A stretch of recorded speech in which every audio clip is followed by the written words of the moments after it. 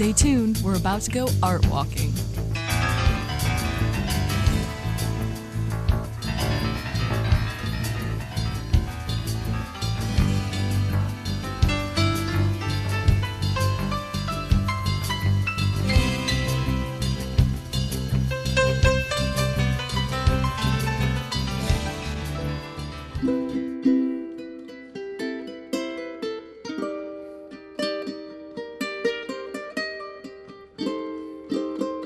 I'm here today with Marty Biernbaum, and she was one of the artists whose art was on exhibit that evening, along with 8 other artists.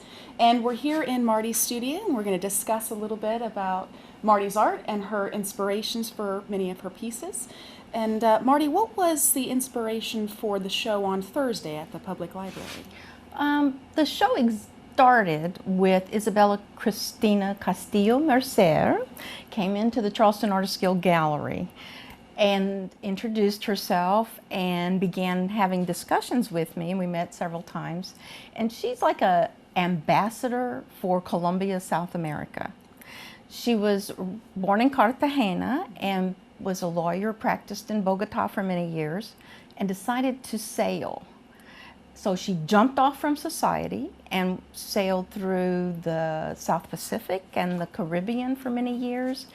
And her partner now and herself have decided to settle in Charleston. So she wanted to come into the arts, and she's a poet and has written several books on poetry, and wanted to integrate her love for South America, her poetry, and educate South Carolina artists and incorporate them in a show. So that was the kernel from which we started. And the show, she put it on to me to find the artists. Okay. So because we have a wonderful multicultural melting pot, I chose multicultural and multimedia artists who are, as you saw at the show, extremely varied and interesting. And they got on board, they met Isabella, we had several parties. She gave us some education about South America and cut us loose. And we had some wonderful results, really investigative, interesting studies, wonderful art. I was so proud of our artists. They really got into it and did a beautiful job. It was a wonderful show. Yeah. It was very enjoyable. What are some of your inspirations for your art? Oh my. I really am inspired by so many wonderful things, like all artists, nature. But then I'm inspired by the little quirky ironies that I see in our society. And some of my art's just beautiful because I want to say beautiful things, but I also want to tweak people. And I want to say, take off your headset, turn off the television, join the world. So I question, nobody's really safe from my sarcastic art. And I really, really enjoy tweaking people and engaging people. Because if art is wallpaper, it's boring and you're going to forget about it in 10 minutes. But if it says something that kind of excites you and makes you think and makes you interact with it, it'll be unforgettable. So that's a little bit. So what's the deal with the decapitated Barbies? Well, I never had a Barbie as a little girl. I didn't like Barbie. And I was on one of my walks. I walk my neighborhood regularly for exercise in the mornings, and I found some dead Barbies in the trash. And I kept walking, and about 2 blocks later I went, I must have those Barbies. Something commanded me. So I went back and I got them, and they had this little Barbie box, and I hid them for a year in my studio because my husband knows I pick up trash. And I wanted to incorporate them into art for Spoleto.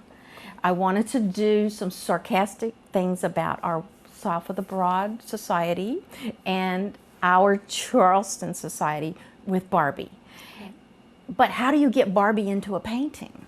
Do you cut her? Do you saw her? How can you make her go flat?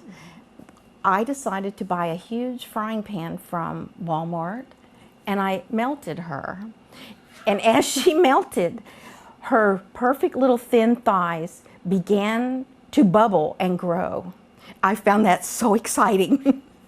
So Barbie transformed herself through melting to get her into canvases, and that's how she started.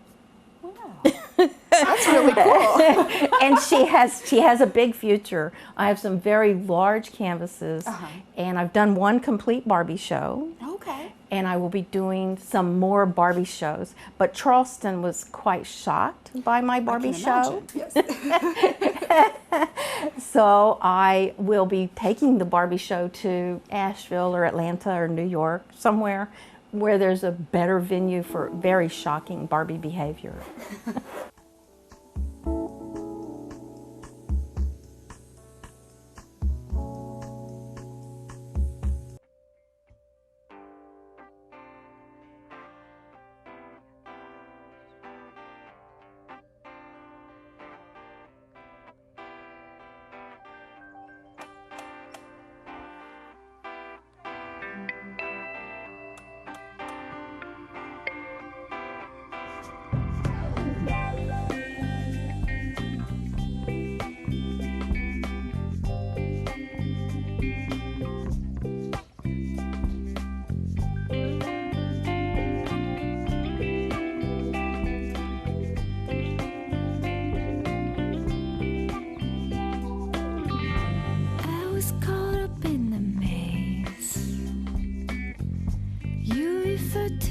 As just another day.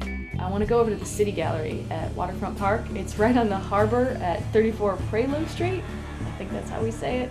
The whole concept is pretty innovative, and I don't know how many cities themselves own and operate a gallery, but we do. I'd say the focus is on broadening the Charleston art outlook, and it's all about housing a contemporary visual arts center exhibiting work local, regional, and national. International artists in a place where it's honestly too beautiful. I don't know who else could afford that kind of space. It's absolutely amazing. They have about 8 exhibitions a year in the City Gallery, and the space is used for some other really cool events. I think they have yoga classes there every week.